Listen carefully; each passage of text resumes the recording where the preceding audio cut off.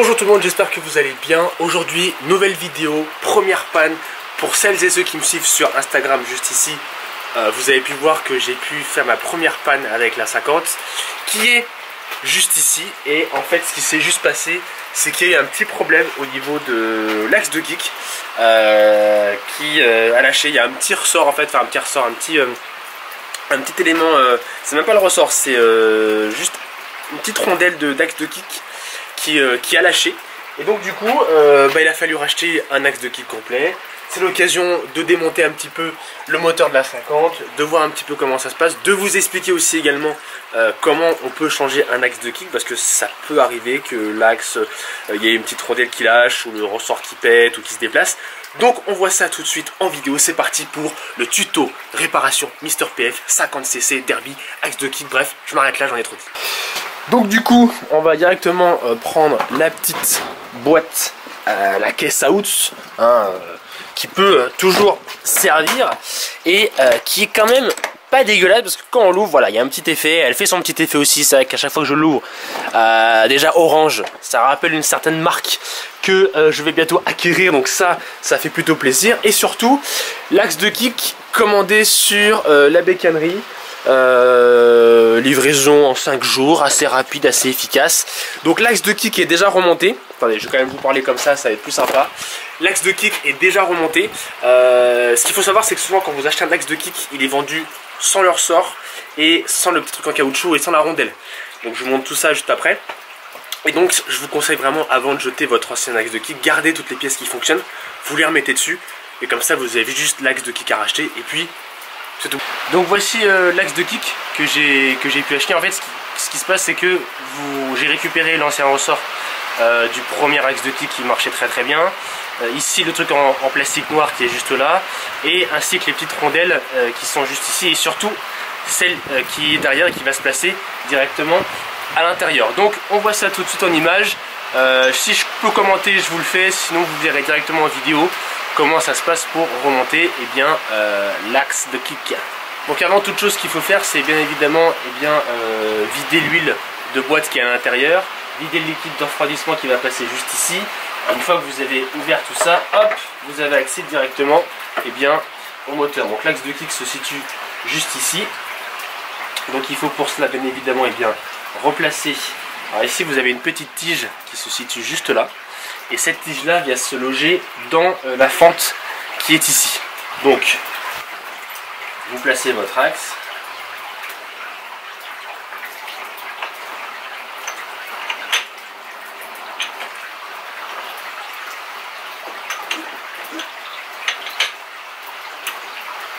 Une fois que vous avez mis l'axe de kick au bon endroit avec bien ce qu'il faut là où il faut, vous prenez votre ressort qui est juste là avec une petite pince et vous l'amenez, voilà, jusque là.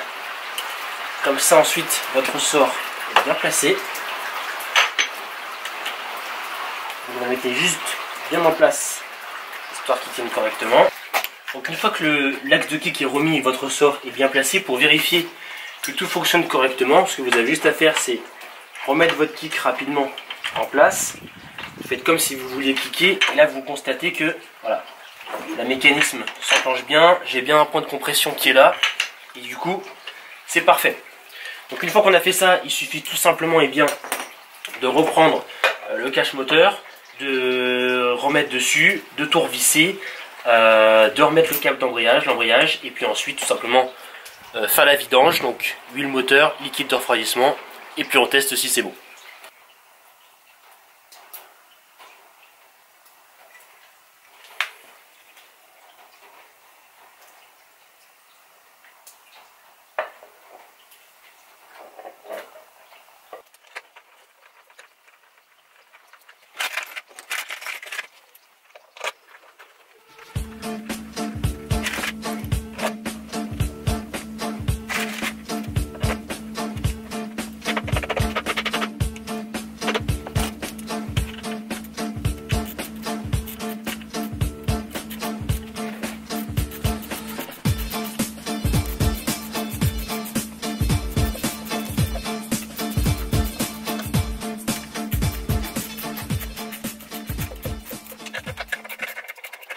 Alors un petit détail à savoir, c'est que la vis la plus longue que vous aurez de toutes les vis qui sont présentes sur le cache moteur, c'est la vis qui va juste en dessous de la pompe à eau. Donc souvenez-vous en bien que la plus longue va juste ici et elle part pas ailleurs sur le moteur. Ensuite vous remettez votre embrayage. Donc du coup ce que je vais vous dire en fait, c'est que juste ici, parmi vos vis que vous remettez, ici sur une Derby de 2016 Euro 3, je ne sais pas si c'est pareil pour toutes les autres poteaux, en fait le cap d'embrayage se fixe directement sur l'une des vis que vous avez enlevées. Donc ce que vous avez juste à faire en avance, d'abord mettre votre câble sur l'embrayage, puis de serrer la vis qui est juste ici. Donc là vous resserrez à fond, voilà, histoire que ce soit bien maintenu. Bien sûr vous vérifiez que toutes vos vis soient bien serrées au niveau de vos vis, que tout soit bien mis correctement. Et ensuite avec votre câble d'embrayage juste en haut, vous vérifiez que ça marche bien, que c'est comme avant. Et effectivement, ça marche comme avant. Super. Dernière étape avant vraiment de pouvoir remettre en route la machine et faire la vidange, évidemment, il faut remettre le frein arrière qu'on avait dû enlever pour justement dévisser la vis qui était juste là. Donc là, rien de bien compliqué. Vous remettez votre tige ici dans le caoutchouc, vous revissez. Ici, vous avez à l'arrière un écrou et un écrou. Et vous vissez tout ça et puis basta, ça remarche.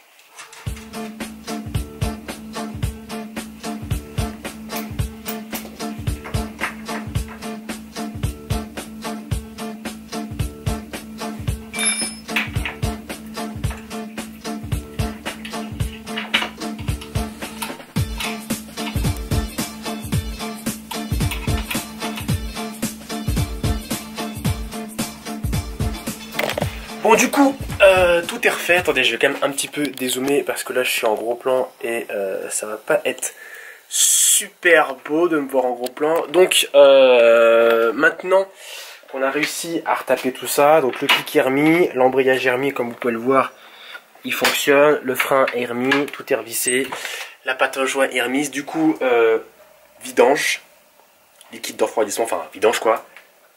On teste ça tout de suite. Bon, il pleut, tant pis, ce sera sous la pluie. Je vais à tout prix savoir si je suis un mécano du dimanche. Je veux que vous me donniez la certification niveau 1 du mécanicien en commentaire. Je compte sur vous les gars. Et mesdemoiselles aussi bien sûr, excusez-moi. Et puis bah c'est parti. Donc mes petits amis, pour faire la vidange, vous voyez on est juste ici et le bouchon est juste là. Donc vous voyez que pour mettre l'huile ça va pas être hyper easy peasy. Parce que c'est pas facile d'accès et ça c'est vrai que c'est chiant au niveau des derbies et au niveau des 50 tout court. Donc du coup pour ça je vais essayer de faire un truc un peu à la one again, c'est prendre un entonnoir, mais ça ne va pas marcher, ça ne rentre pas. Ça rentre pas, du coup je vais trouver une solution pour ce trou qui n'est pas accessible, ça fait plaisir. Bon, j'ai trouvé un système D, il s'agit de ce petit entonnoir en verre qui est tout petit, tout petit. Et du coup, vous allez bien imaginer le débit, j'en ai pour bien 3/4 d'heure avant de pouvoir tout mettre. Donc, je vous dis, je vous passe le détail, hein. Je mets le petit truc là, voilà, ensuite je mets le liquide, ça part, ça descend. Et puis, je vous montrerai la suite pour la vidange. Normalement, c'est à peu près 750 ml. A few moments later. Clique doucement. Par contre, elle a quasiment plus de batterie. Hein. Sérieux? Mais elle a pas démarré depuis combien de temps? Faut kicker doucement. A priori, elle fait pas de bruit. Ça va caler. Oh, mon père, elle fume. Pas de bruit. Je vais tester quand même vite fait. Fais pas le Mario là. Écoutez, c'est un axe de kick a priori réparé. On a réussi, mécano du dimanche. A few moments later.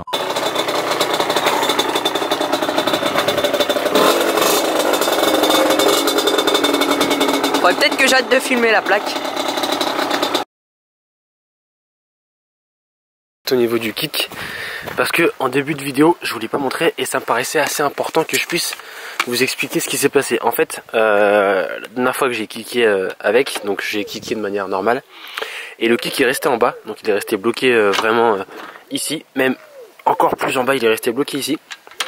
Et quand il est remonté, il y avait un bruit comme s'il y avait 2 pignons qui frottaient ou quelque chose qui était dedans, donc forcément c'est la panne. Alors ce qu'il faut surtout pas faire, c'est redémarrer la moto et reconduire avec. Et donc il faut vraiment s'arrêter, ramener la moto chez soi et faire ce que je vous ai montré en vidéo.